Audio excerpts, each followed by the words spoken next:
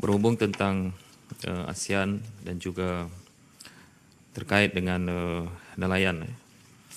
Solidariti negara ASEAN memainkan peranan penting dalam menjaga keamanan dan kestabilan serantau daripada campur tangan kuasa besar dunia.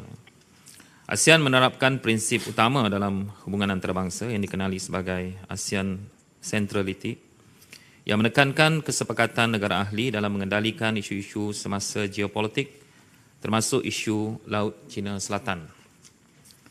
ASEAN melaksanakan libat urus melalui platform pelbagai hala seperti ASEAN Defence Ministers Meeting dengan izin ADMM dan ADMM Plus dengan rakan dialog ASEAN iaitu Amerika Syarikat, Australia, China, India, Jepun, New Zealand, Republik Korea dan Rusia.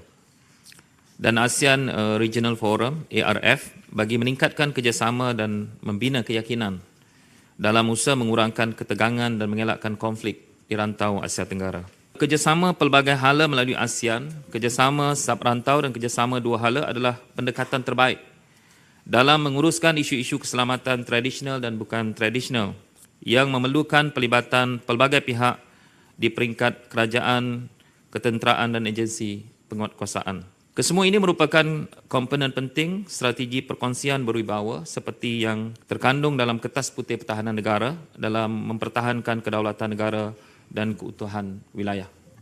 Soalan tambahan saya, adakah kita mempunyai perbincangan ataupun engagement yang khusus dengan Vietnam kerana di sebelah pantai timur seringkali dicerobohi, perairan kita dicerobohi oleh nelayan-nelayan daripada Vietnam. Saya rasa sudah sangat kerap kali yang bukan sahaja mengancam pendapatan nelayan kita, bahkan sebab mereka adalah sangat-sangat agresif dan mereka juga boleh mengancam nyawa nelayan-nelayan kita. Terima kasih. Bagi Menteri. Terima kasih Yang Berhormat Senator.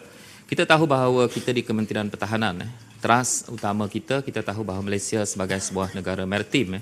Dalam Kertas Putih Pertahanan Negara pun, kita telah nyatakan peranan kita di Kementerian Pertahanan adalah untuk memastikan kedaulatan dan sepadan negara kita. Sebab itu, dalam aspek pertahanan negara, memang kita memanfaatkan ASEAN itu sendiri. Macam saya sebut tadi, ada beberapa aspek ataupun perbincangan yang kita buat kerana kita tahu bahawa diplomasi pertahanan itu antara teras utama kita untuk menyelesaikan isu-isu yang berbangkit. Adapun isu-isu yang berbangkit tentang nelayan dan seumpamanya akan terkait dengan kementerian-kementerian lain termasuk dalam soal wilayah itu juga yang melibatkan kementerian luar juga. Jadi ini antara aspek-aspek yang berikan keutamaan, tapi kita di Kementerian Pertahanan dan tadi saya tegaskan bahawa teras kita adalah untuk memastikan bahawa sempadan negara kita itu tidak dicerobohi.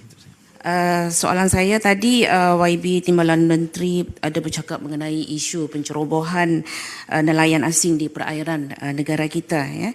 Jadi bagaimana pula isu pencerobohan ruang udara negara kita?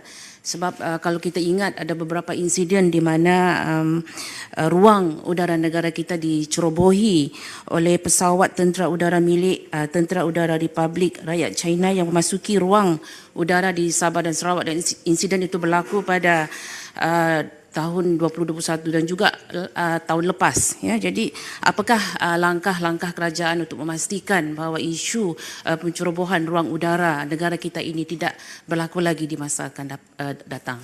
Kita tak nafikan bahawa kita di Kementerian Pertahanan ada beberapa tindakan yang kita lakukan secara berkala.